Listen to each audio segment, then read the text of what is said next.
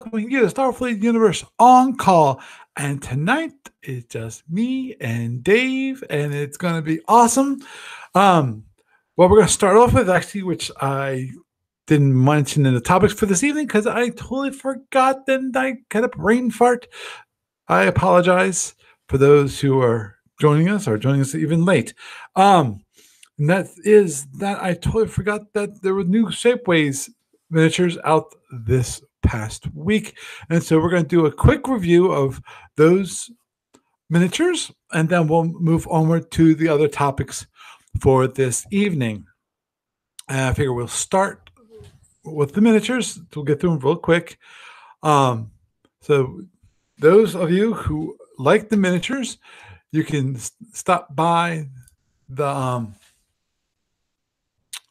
store, the Shapeways stores for ADB, and you get to see these beautiful miniatures. And I'll just give you a quick overview of those things that are there. And of course, more importantly, which ones are what are the ones I like and dislike, some of the things I do and do not like of the current ones that have been released. There were 33 of them. Looks like some pretty cool. Oh, I like those. Those are neat. Wow. Okay. We'll get back to it. Okay, we'll start with the Hydron light dreadnought. Standard Hydrogen fare. I like this little part here, which is basically for the fighters. I like that kind of detail. That's one of the things I like, and I think this is probably just larger. Yeah, this is a larger version of the same thing, so no big deal there. Let me see what is the size of this, because this looks awfully big compared to the light. Let's switch that to inches because I can't understand centimeters. Wow, that's a pretty big ship. 2 and let's say a little more than 1/4 inches long. That's pretty big. One and 2/3. Sorry, not 2/3. 3/4 wide, and so that's a fairly large ship. So what's the size class? It's 3125. Wow. Pretty large ship. Other than that, which, like the detail, definitely it's what you imagine what an Orca war cruiser would look like from the Zinti. Sorry, from the Win. The Orca ships. You got the Mako destroyer. Nice adjustment. Smaller engines, more streamlined, more stretched out. Definitely appropriate. Looks quite nice. It's not the best. Of course, I always like those goofy ones. Okay, this one I like better, because the reason is pretty simple. Because of the engines here, the pylons here are much smaller. This looks like a normal ship. The other ones look kind of disproportionate, kind of thing. This is what I like to see.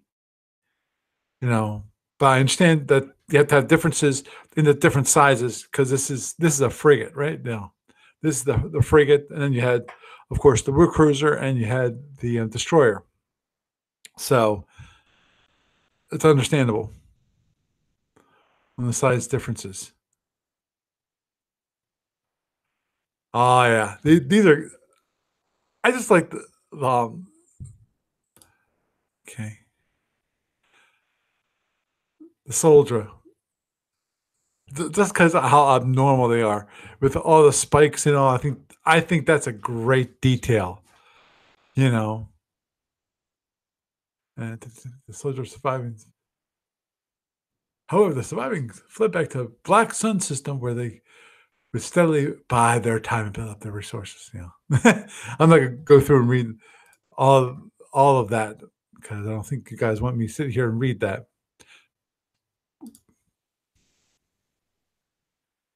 Makes sense. Cut back on the spikes. Nice thin for a light cruiser. Again, you know, these abnormal ships, those. Okay. Okay, what's these? Mazeron, oh, advanced fighters. Okay. Ooh. See if,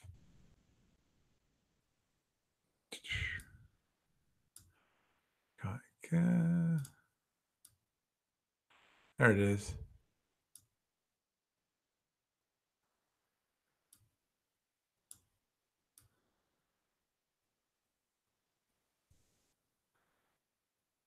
That's cool. That is cool.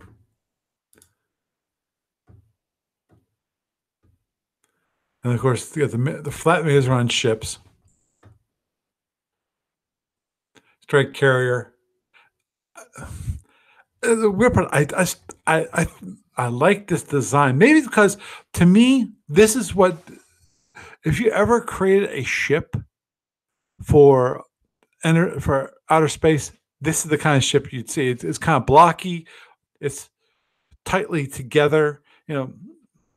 Maybe as the funny part is, I just watched Solo last night, so I'm kind of inspired by the Millennium Falcon, where basically it's a pretty tight ship, and then out the back that strip, which basically is a big engine, is what it is, and that this kind of reminds me of that in that kind of design. So that's the kind of thing that I personally like. Um,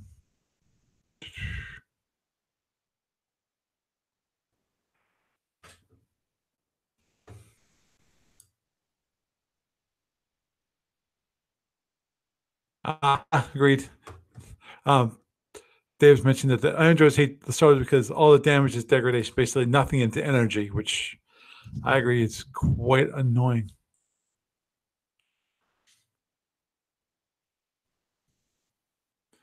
But again, I'm pretty sure that these things actually rotate. Let me just,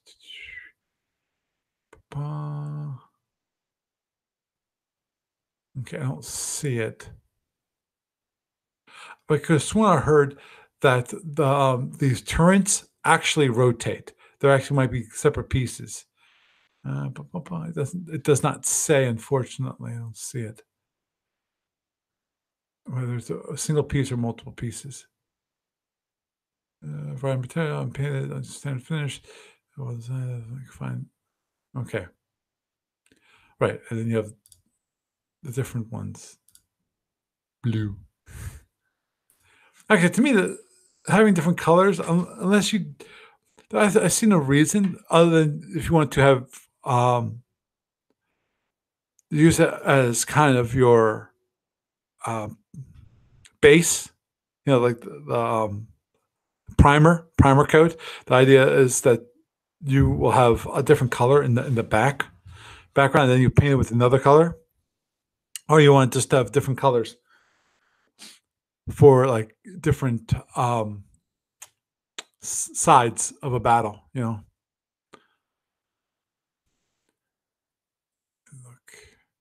okay. Again, another warp light destroyer. Just to remove the back end.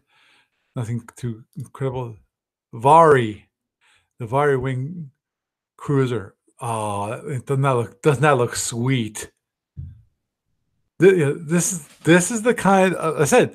It's kind of compact, not like the Romulans, which is like, "Woo, let's fly like a bird," that kind of thing. But it's more compact. I like that kind of design, that compact design here. Heck, if Steve Cole said, "No, this is the Romulan," I'd be happy because let's say that's a really cool Romulan design. But in this case, it is the Vari. Actually, I suppose that, and okay, got also okay. I already said so I'll show you the one wings of this different sizes. Again, I'm not going to show you every single size. And the Mauler. Okay, let me just look at something because the only way to see it is going to be looking up close.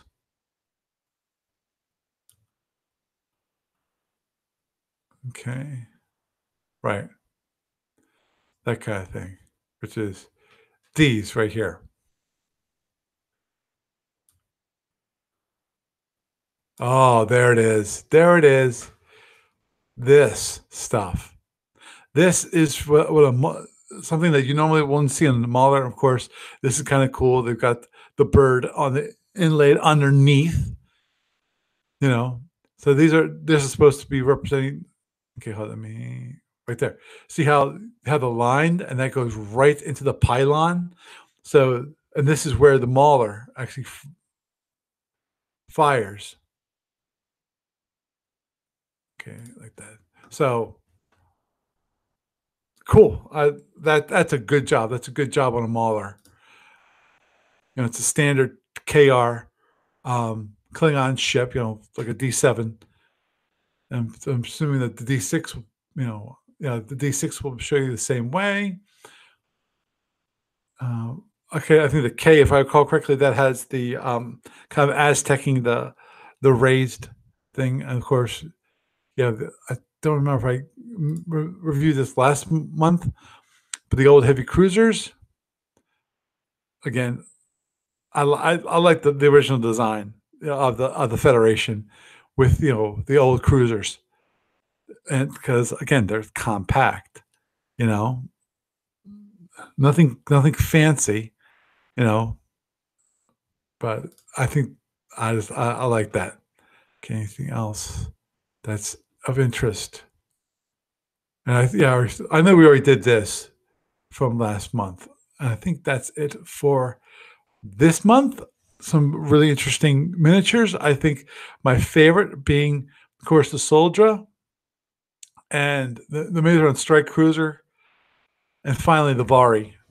Those are my favorites. Though I do have to honorable mention for the Mauler, just because of um, the Mauler, that additional touches that they did to show the Mauler itself. That how it is a Mauler, not just this is the same ship, as a D6. Don't know much different except for the little.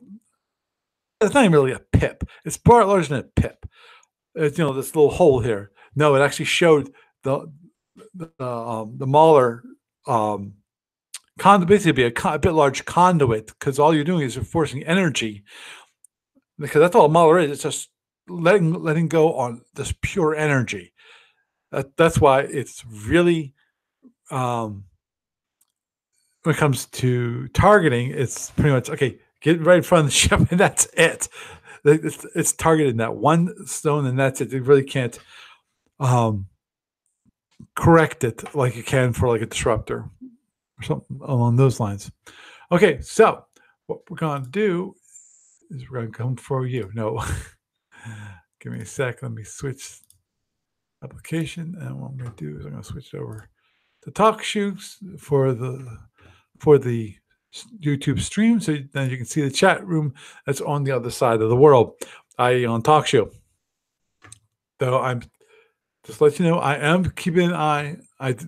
When I do these podcasts and I do the YouTube stream, I do actually pay attention to the YouTube chat window, the chat part. So if you actually join us on the YouTube and want to chat there too, I will be happy to respond to anything that I think appropriate, just like I do the same thing for the talk show. Moving forward on that, what we're going to move onward to is the next topic for this evening, which is relatively simple and actually a surprising one for me. That is that I won my game. Now, here's the surprising thing for me. And the thing is, I look at it and I realized, yeah, he's right. The guy's Mike, I think Kenyon, I think is the guy's name. His call sign is Scottish Engineer. I wonder who he's referring to. But because my plan to attack was pretty basic, pretty simple. Want to get to range 5 and then just turn away and run. Or possibly I had enough batteries to turn and launch a F torpedo at him if I really thought it was advantageous. I mean, the tough part, as I mentioned, I think last week, was those phaser Gs.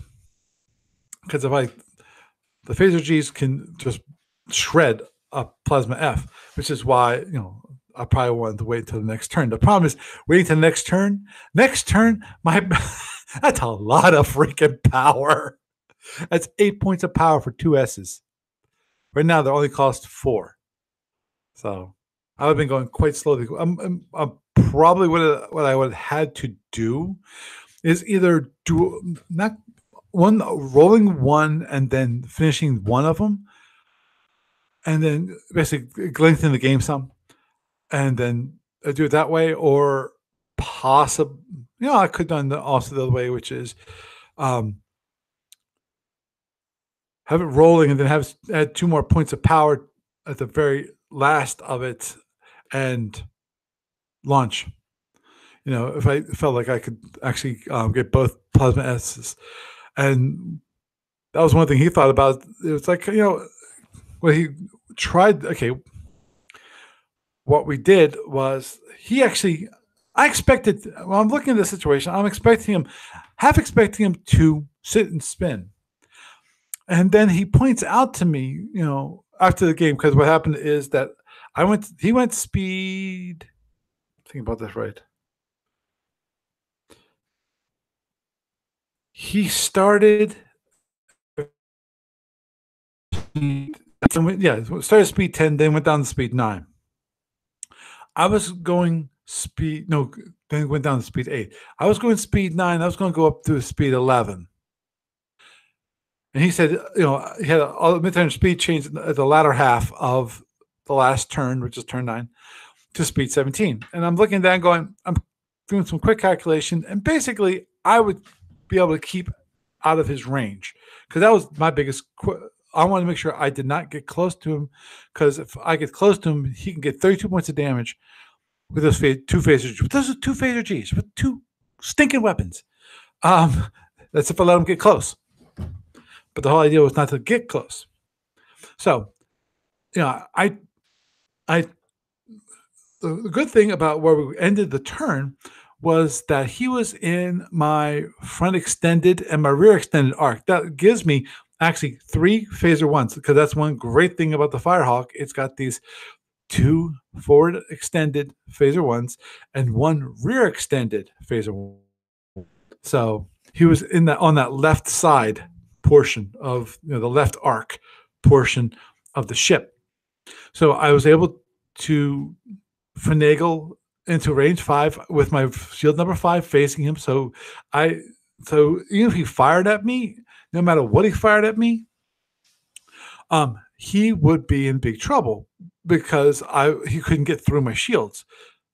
Because at range 5, even if he fired his my gats and he got extremely lucky, that means he hit with everyone. That's 8 points of damage from that, and then he'd have another, if he rolled 1s I think he had 3 phaser 1s. Still, he would just barely get through my shield, my number 5 shield, which had 2 boxes off of it. So he has a very slim chance of him actually getting through my shield. But anyhow, I fire. I get through his shield number 1. I do 8 internals.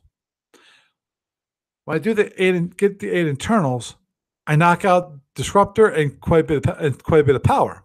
Actually, 2 phaser 1s, Disruptor, and quite a bit of power. And at that point, he conceded, and because of basically most of his weapons were gone. He had, I don't think he had maybe 1 phaser 1 left and 2 phaser Gs and no disruptors.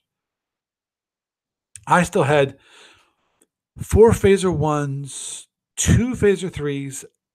I had 25 points of power and 2 plasma S. plasma S's, and he went, "I concede." He looked at my ship versus his ship, and fortunately, my ship was larger, so I could take more of a beating, and could actually take. As I mentioned before, I screwed up. But the one thing I had to keep on just kicking myself and kicking myself and kicking myself. Say, okay, don't overdo this, because at the beginning of this game, I did something really dumb. I decided to get to range one. The problem with getting to range one was not that I got to range one.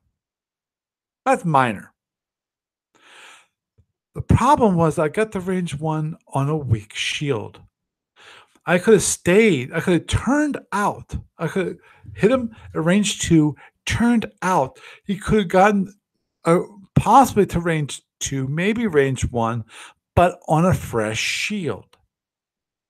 And so I would have been so far ahead of him early in the game that I don't think he could have came back from that. But I wouldn't have had any internals at that point, and I would have gotten like 20 internals on him. So the ending of this game, okay, I have an opportunity. Oh, I can get range four. I can get some more internal. I can get more damage. Yes. And then I think about it. It's like, no, stick to the plan, Paul. Stick to the plan. Stick to the plan. So I stuck to the plan. I got the range 5. I looked at range 4. It's like, yeah, I can get a few more internals, but stick to the plan. Stay with range 5. I fire, do what I did, and then at that point he concedes.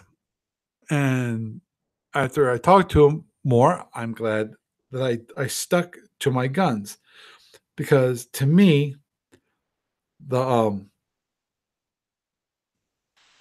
one thing that really was, I've done in the past, because I did this with it and at Origins when I was playing in the Andromedan against Black Shark.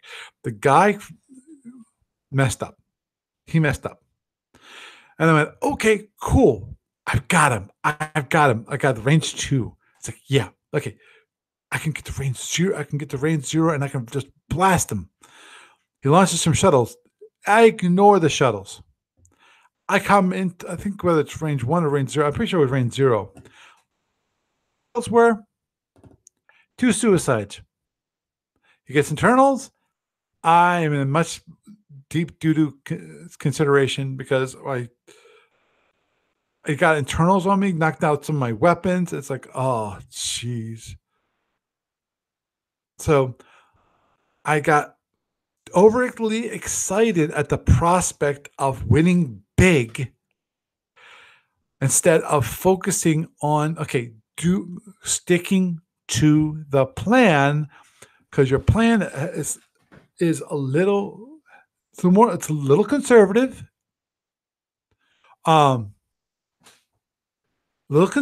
Because of, obviously, you don't want to overplay your hand, which is what I did at the beginning of this game, and when I also playing the Andromeda at one time, playing as the Andromeda against the Black Shark, and I don't want to, basically shoot myself in the foot and lose a game that I've got in hand, which is what happened with the Andromeda. And so basically, I learned my lesson after that. You would think I would. But definitely learned my lesson after the first part of the game to not do that. So I didn't do that, and I won. Yay! So, but yeah, but as you pointed out, he couldn't sit and spin, because he sat and spin. That gives me all the time in the world to go off, fully charge my torpedoes, come back in, and possibly even have a shield repaired, not fully, but have a couple boxes on the shield, so I have some reinforcement, so it's not all internals, and I can actually reinforce a little bit, so that, because here's the only reason I was really thinking that he was going to sit and spin. He did something crazy. In my mind, crazy. I'm still not sure why he did it. He ran his shuttles instead of still keeping close and attacking me. What did he do? He turned them towards himself. So I figure what he was doing, I finally thought about it when I was doing EA, and I looked at the board and I'm going, okay, why is he doing that? Why is he bringing shuttles close in? So I thought, okay, he's bringing shuttles close in because he wants to sit and spin and basically use them for a knife, a knife attack. A knife combat. Close in combat kind of thing where he can just beat the crap out of me with his shuttles, or as a protection kind of thing, so I don't come in close. Because there's more weapons I have to face. So okay, that's why he was going to sit and spin. Nope. But as I said, I have to explain it to me that if he had actually done that, he was actually going to hurt him, because then I could go off and charge my plasma torpedoes, have them completely charged, come back in and just wipe him off the board. Even if I hit his good shield, his full shield, he still would have had issues, because let's say that I think he had a full, did he have full number 6? No, he didn't have full number 6. Let's say I even hit a shield number 5, which I think it was 24 boxes. 24 boxes, and if I hit one both plasmas, he only can have one phaser G facing him at the time. And the thing is, yeah, he could reduce it, but he couldn't eliminate it. So I would have gotten at least 20 internals on him, in which case he was still dead at that point. Which means actually, if you think about it, before we finished up EA, he should have looked at his ship and should have conceded. Of course, the reason why you don't concede at that point, you want to see, does your opponent screw up? Because that can happen. As I said, I clenched defeat out of victory at the beginning of the game. I could have been so far ahead. Actually, that's one thing I was doing last night. I was actually starting to write it up. It's taking a while. It's taking me a little bit of time to do a quick write up, because I wanted to get a write up of people. I'm probably getting a little too much detail at the moment, because I only got to not impulse, turn 2. Because the tough part is actually turn 2. Because in turn 2, what he did, I'm looking at now. I looked at last night, because it had been over a month since I'd done this, which is first turn, we come at each other directly on range 9. He fires. He fires at range 9. Then we're at range 9 for another impulse. I launch my plasma torpedoes, one plasma S, one plasma F. It comes in. He turns. An impulse, and we're still at range 9. He fires. Okay, at range 9, he fires one disruptor. I'm sorry, 2 disruptors, 2 standard disruptors, and 2 phasers. Which I'm looking at going, why are you waiting? Why don't you wait for impulse for range 8? No, range 9. It's like, okay. Especially with phaser 1s. Why are you firing phaser 1s? Okay. He fires, he does a couple points of damage on my shield number 1. Okay, woo. Then he turns, he hits, I think, with another disruptor, because he gets 4 extended. But I turn away from him. So we both turn away from each other. He continues to heads, and as he continues to head that direction, and obviously he's running away from the torpedoes, I turn back towards him. At that point, he has a choice. He can either, I'm ready for either situation. He can either turn up, he can turn back, it's going to keep. Yeah, keep going towards up up and to the right. But no, he turns down further to goes turns towards the bottom right hand corner. And when I'm following him, what he decides to do instead of turning back up, he keeps going down and around. So he faces the bottom and comes around, which is exactly what I want him to do. Because yeah, he beats up on my S a little bit. That's and the first one S or F, I forget which. But anyway, I hit him with some points of damage because I find out later basically he has no wild weasels charged, and then as he's going down around the bottom of the board, of course I'm facing him. So what do? I launch my other one plasma S and one plasma F, and I think what he does, he outruns the first two, and the second two he doesn't outrun and actually hits them. If I recall correctly, I have to double check the tape, or in this case, the screencast, not cast, but screen recording, because I have not actually published it yet. I need to look at it. What I'm probably going to do is actually divide it up a little bit, just because of it's a pretty long video. I might see if I can split it up per turn, maybe. You know, so I don't have these huge videos on YouTube, but it's going to take me a while. So what I'm going to probably do is work on them this weekend.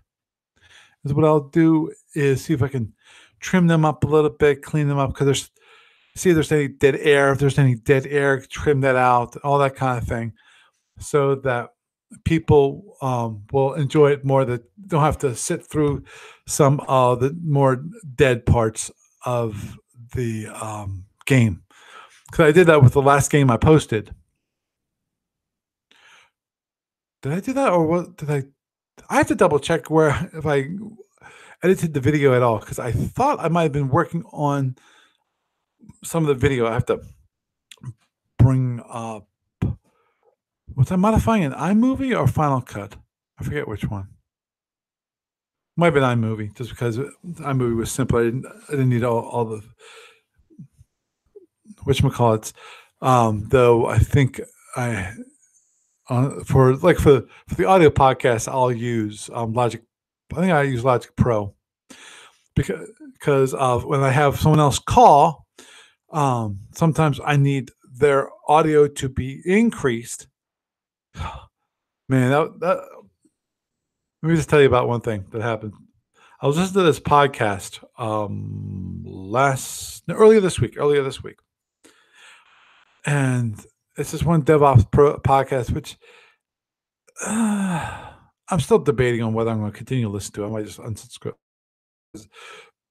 It's a rambling talk. No, and there's no topic. It's like two guys just talking about the weekly events that happened. In some cases, it's weekly events that happen during that week. Sometimes it's just happens on a topic that it seems like they happen upon. And that drives me crazy.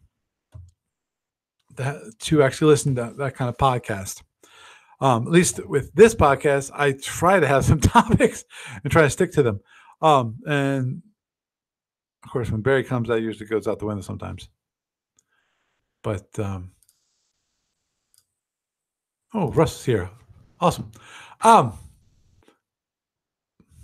But anyhow, so that's so I was able to defeat. Now I actually have to ping a couple people to see if they've played at all, if they've got anything done, if they've forgotten that they're in the tournament. Somebody I forget, it was on the discussion board, was hoping to have like a weekend long tournament where people dedicate that weekend to playing online. And I would love to do that, but somebody tells me you can have a hard time finding people that actually dedicate, be stuck in their house for the whole weekend playing SFB. At least with conventions, you get out of the house, you can enjoy interacting with other people, and things like that. I'm not sure. Maybe we can find something somehow to do that. Um, but anyhow, we'll move on to the next topic. Actually, we're gonna go. I still have one more topic. But I'm gonna sidetrack this on yet another topic. So this is the third topic for this evening. And actually, just to talk about if anybody's actually been paying attention to what's been happening on the discussion board with our dear friend Mark. Let me. Here it is. And Mark has this delusion. Not delusion. Okay, that's a little harsh. Misunderstanding of how the world works. Overall, because and Lord knows I was dumb. I actually things are quiet, and what do? I post one last reply and start things up again a little bit. But hopefully, things are quieted now that the actual Radiates tournament thread actually is going to stick to the Radiates tournament, which is the Radiates tournament number 48. And that is that what Mark wants, and I understand this. He thinks, oh, the way to reinvigorate it is to basically make SFB, make an SFB virtual board game. Now, I have to look at some of the resources that have been pointed out to me. One of those was, I think, GameTable.io. I want to look at it a little more closely. Obviously, the big problem with GameTable.io is that what I was looking for and what he gave me, he showed me is, okay, GameTable.io is an example in my mind. Because I think what he's expecting, okay.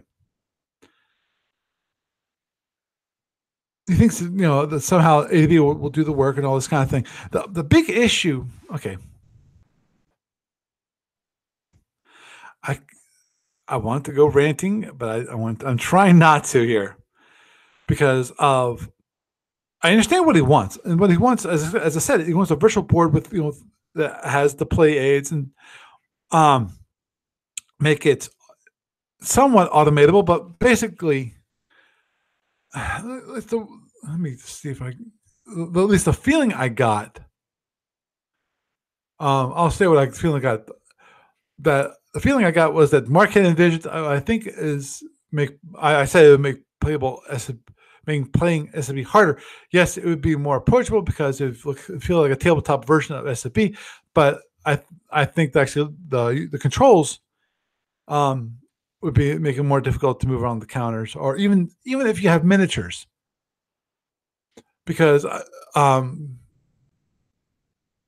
yes, I think because Greg actually responded to him and said, "Are you looking for miniatures?" So that's to be a spreadsheet came out. Blah, blah, blah, blah. Okay, I'll move on. Okay, near future, no miniature. Okay, blah, blah, blah, blah. Okay, whatever. Continue on. Sorry. Yeah. Okay, here it is. And yes, Greg, it's definitely a 3D and have miniatures. Look at the editors. I showed that could do this. Virtual tabletop games, EA impulse chart, reverse impulse chart. I've never heard of that. Record keeping forms, etc. Can be laid out on the table, just click, and no different than playing face to face. Something that might take one look and decide to try understanding. I'm not. No, I'll have to double check, but what he gave were two ones. One was one on Steam. I have not looked closely for the one that's on Steam, which again limits who can play. But no, I'm not going to go there. And then GameTable.io, I looked at GameTable.io. That I know I did. GameTable.io basically wants you to submit a game, and then they'll create the game for you. It's not GameTable.io is not. I was looking for a toolkit, something that I could use to create it, even if it's using their interface, be able to log in as a creator to find those pieces that need to be removed around the board. Maybe, if they have some of custom things, like, as he mentioned, like an EA form, which basically is a spreadsheet, and have that functionality built into game table IO. That's what I thought. What we want is a tool that you can express all these items, relatively quickly with very little effort. Obviously, the biggest things there would be when it comes to the miniatures or even just counters and the art that goes on if you just have represented as counters. Even, to me, even using miniatures, you're going to run into issues. If all you're going to do is duels, you won't run into issues. If you want to do what some people want, just actually play a fleet game, you are going to run into issues. Sorry, you're going to run into issues. And then here comes one of those things that my guess is that if you had a toolkit like this, where you actually could have energy allocation forms, which are a spreadsheet, actually the SFU Online spreadsheet, EA, actually that's an engine, believe it or not. It's a spreadsheet type engine in that, it knows one thing, which is, okay, you got the columns. The columns make up a term, and you can start a turn and boom, boom. But some fields are actually calculated fields. They will calculate. It actually has in the definition of the table. I actually have it so you guys can say, okay, this is calculated from this, this line, this line, this line. Add this, add this, add this, and then subtract out this one. And then at the very end, I added on some verification, and then some other colorization where it's like, okay, if this field is negative, then show it up as a different color, things like that. But that's, and if you have the ability to do that in a game tool, that'd be great. Unity doesn't have this, to my knowledge. As is, I have to look at Unity a little more because of currently the only thing I can find for Unity is artifacts. You can find pieces, you can find cards, you can find all this kind of beautiful art that you can purchase that can be part of your game. It doesn't have components, i.e., a spreadsheet component. Because that's one of the things that actually the impulse chart is. It's kind of a spreadsheet kind of component. If you ever looked at SFU Online, you know it's a table, and it's just colorized a certain way, So I have to double check because I don't think he's actually looked at these. He looks at the result. He doesn't look at what features are market. I don't think looks at the features that are available to the game designer. Because I think I have to, when it comes to game table IO, my guess is what happens is you submit. Okay, it says here submit what the game is, when it was created, what the website is for it. My guess is that they would try to contact the creators of that game. Now, whether ADB could actually have so that they can create it for game table.io, I don't know. Blind guess is they probably couldn't, because I can't say for sure, because actually I read a post today from Steve Cole, and he says, and let me just look at this for a moment, and I'll quote it. What our contract can and cannot do. Nobody outside ADB and not everyone inside it knows the answer. I can understand that because things like Mike, who works in the warehouse, everyone knows that answer to it. Everyone outside the core employees who have ever posted on this subject has been wrong, sometimes laughably so and sometimes annoying so. ADB can and cannot do with the contract. if you see anyone do that, trust me, they're wrong. Let me know to go delete the post. If you want to know if your project fits our contract slash license or does not, email me and I'll answer the the only answer that matters. And I understand that.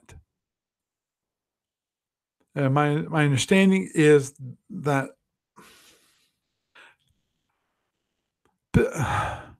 my guess is that A2B can't sub-license. That would be my guess, because I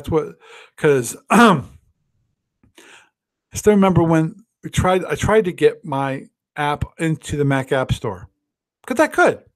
I said, okay, maybe I can't get the iOS app, but maybe I can get at least the Mac app because it's completed. I can submit it, and hopefully they wanted to see the actual contract that it says I can post from Paramount's IP. Well, it's not even quite Paramount's IP. It's Franz Joseph's IP. But my contract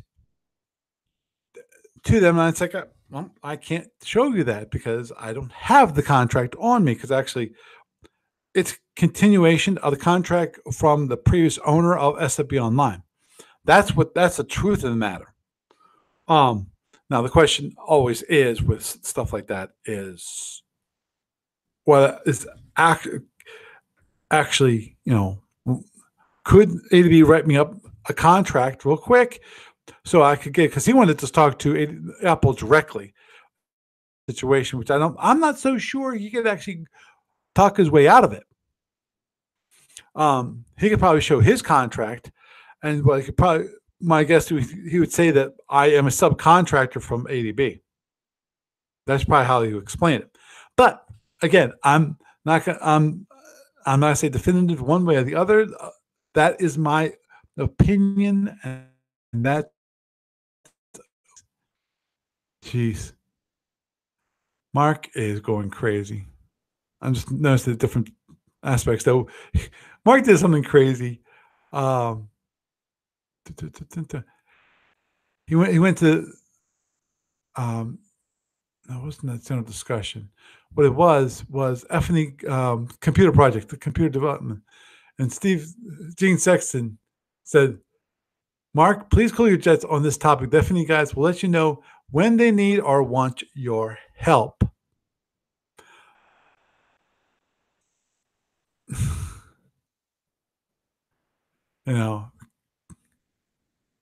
Okay. One of the answers to Mark was, unfortunately, Mark, it's not true that you can make something as good without programming it yourself. Thank you, Sam.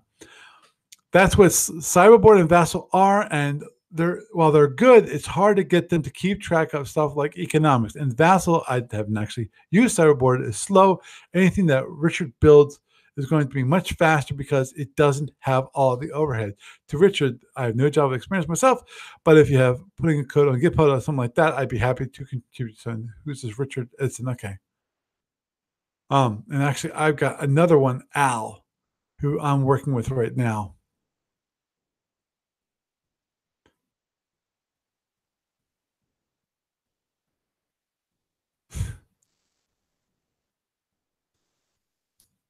Gotta love this. Mark says, you don't have to be a programmer in 2009 to create board games on the computer. Yes, you do.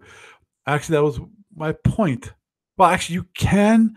It's just that there's certain situations which you cannot handle.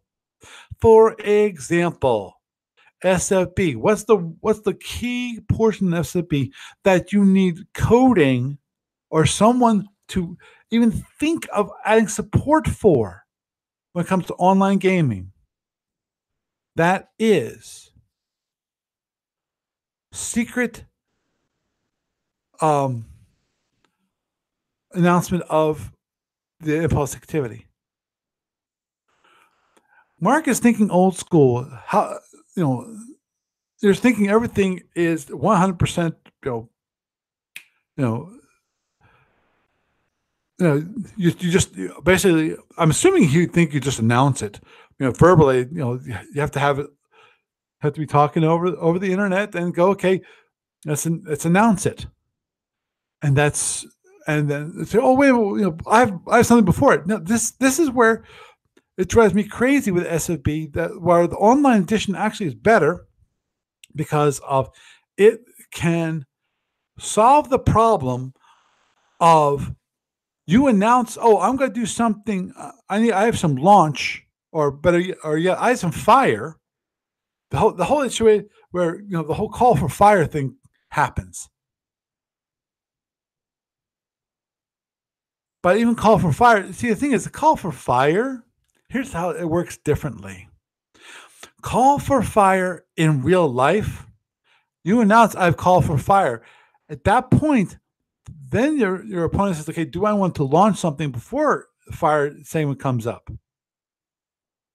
That's how it works. That's not how it's supposed to work, at least according to the rules. My understanding of the rules is that you're supposed to go through each segment, and each segment you say, action, having action, having action. That's what you're supposed to do. And what happens is, as a hack, call it kind of a life hack, where you actually announce you say you call for fire, and then that skips everything and says, okay, well, but that allows the person that's playing against you to know that you're going to fire, or possibly fire, and that they should do whatever they need, which is transport, transporting parties, launch shuttles, launch plasmas, launch drones, everything before you fire. It's called metagaming. While even with call for fire for SFB online, all you know is that your opponent has clicked on the activity button. That's all you know. Do you know when his activity is? No, you do not. Do you know? Because even the call for fire, in my mind, all it means is that it gives people the ability to actually fire themselves. You can do a call for fire, say, oh, so maybe I want to fire too. Now, in theory, this gets down to metagaming, big surprise. And that is that you can actually click the activity button, and bump, the activity window comes up and says, okay, you have activity for me? And you can say, you can wait for like 2 minutes and not do anything. Just sit there. Take a drink, drink, wet your whistle with whatever drink, Diet Coke, bottle of water, whatever. And then decide, no activity. And that, basically, the whole idea of that is metagaming. It's a psychological approach. And same for call for fire. You can say call for fire, and that might force someone to launch or a drone or a plasma torpedo. Fine, launch them. I'm not firing. And say call, and I say, call for fire. And then they say, well, and I say, well, oh, you launched. Oh, I'm not going to fire anymore because you launched something. And you still got that whole psychological factor of things. See, that's the nuttiness of it. But okay, that's one thing that cannot be duplicated. And as pointed out by I said Sam, I think it was. Yeah, Sam. And that is when it comes to economics. In theory, yes, you can do the economics in your head on a spreadsheet on the side. You can do everything. But why do we have the computer in front of us if we can't use it to do some of this more menial tasks? For example, when it comes to SFP and the energy allocation, how do you know someone's not screwing up? For example, currently at SFP Online, one thing when it comes to energy allocation, automatically it adds up how many warp boxes do you have? How many impulse boxes do you have? How many APR boxes do you have? It automatically calculates that for you. Then, of course, it's like a normal spreadsheet. It adds up and subtracts up using formulas and tells you, okay, here it is at the end. Also, then you have a wonderful speed plot chart. This is something that I don't think you cannot. It's one of the things I don't think you can do without actually programming it, which is the whole idea of a speed plot. So it actually counts up, because I can't imagine any game actually doing this. Because to my knowledge, the only proportional movement game that I've ever found is SFB or FedCom, which works it a little differently. But SFB is alone in the way they do it, which is okay. You can the way I have it in SFB Online, which is relatively simple, is you highlight, you click on the speed and the impulse that you want to start that speed. Click on that box. Boom. It fills in from that point all the way down to the bottom. It assumes that you want to go all the way to the end of the turn. And then you click another one where you want to change your speed. And then it stops that speed and goes into the next speed. And all that speed goes all the way down to the bottom of the turn. And then you just keep clicking, down the different impulses. Now, the thing is, okay, now how do you calculate that up? In theory, you can do that purely by yourself. Yes. Now,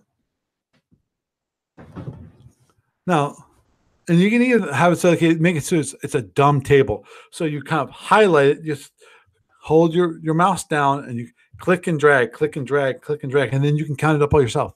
But why? Why would you do that? Actually wanting to do that is because of you can't.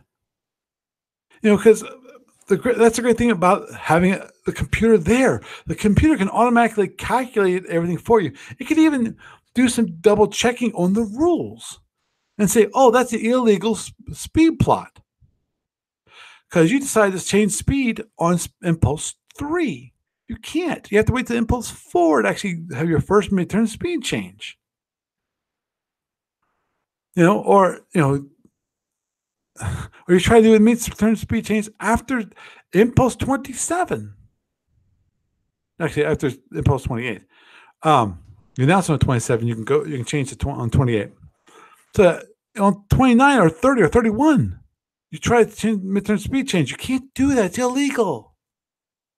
So, the SFB Online client actually warns you of this fact that you're trying to do something illegal. Now, as actually I was talking to Al earlier this week, I just remind him that it does not enforce that rule.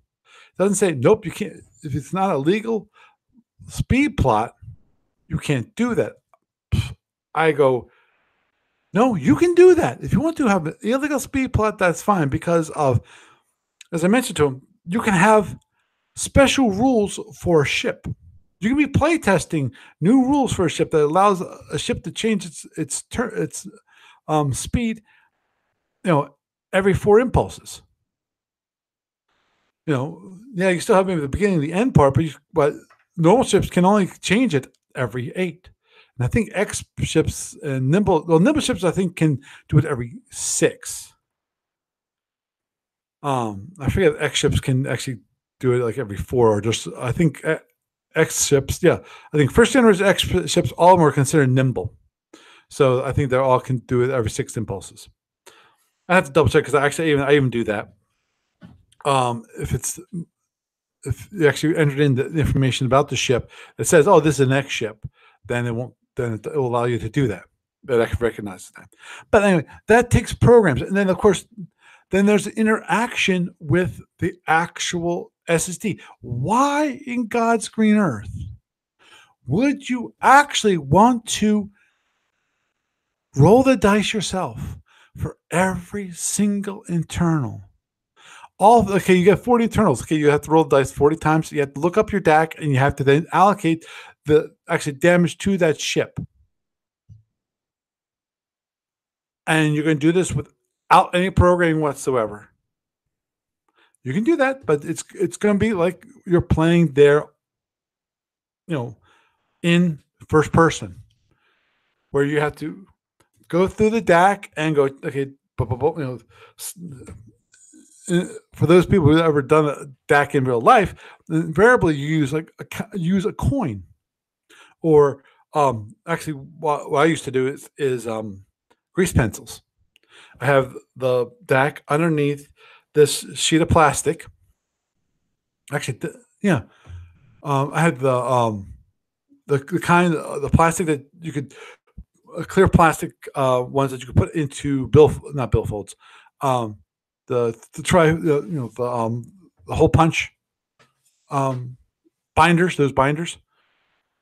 And I put it in there. I put the DAC in there. So then what I could do is I could then cross off when, like for the single usage DAC, page protectors. Thanks, Russ.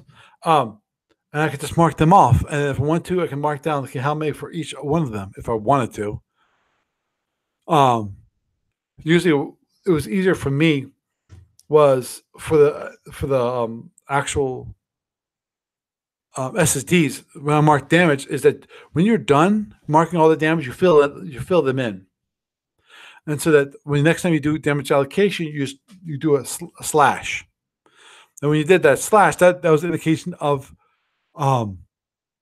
damage that was allocated for that volley, and then you could go back and just check the count. Blah, blah, blah, blah, blah. Lord knows, I still remember getting a handful of dice, and I still remember at one point we actually had to say, okay, what is the order of the dice? Because then at one point we actually realized the order of the dice matters. Because the order of the dice matters, because if you don't specify the order of the dice, it actually can change the way what actually gets, how the damage actually gets allocated. Just because of you might hit something that no longer exists if you do it one way, in which case you get a little deeper for one of those die rolls, while beforehand you wouldn't get that deep. So we realized all that. So sorry, I went on a minor rant about, I think, Mark being completely unrealistic in his thoughts about sorry thoughts about that.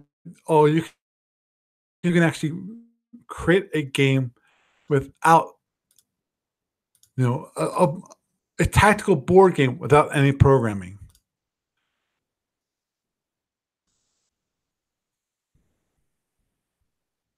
I'm actually going to do this.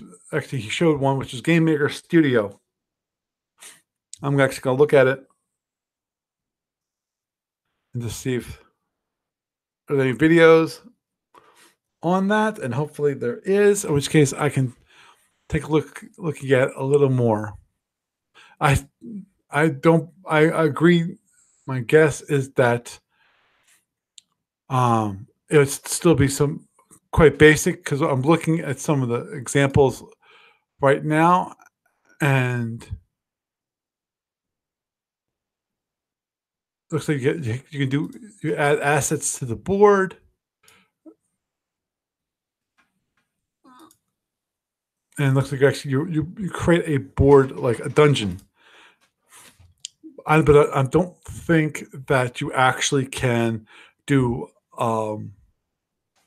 SFB. But I will check on that.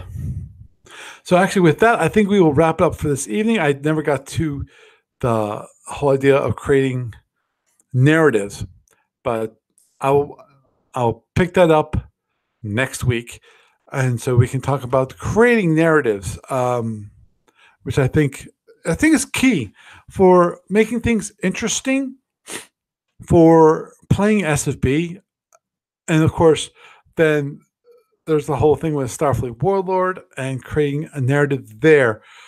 What I would really like to see with actually Starfleet Warlord is more people writing up like their stories on this a Starfleet Warlord, and the whole idea of you are the commander of this corporation, and you go tell people to okay, you need to go check out scan sector because we think the enemy's there. Blah blah blah. Kind of add this narrative to the action of the player.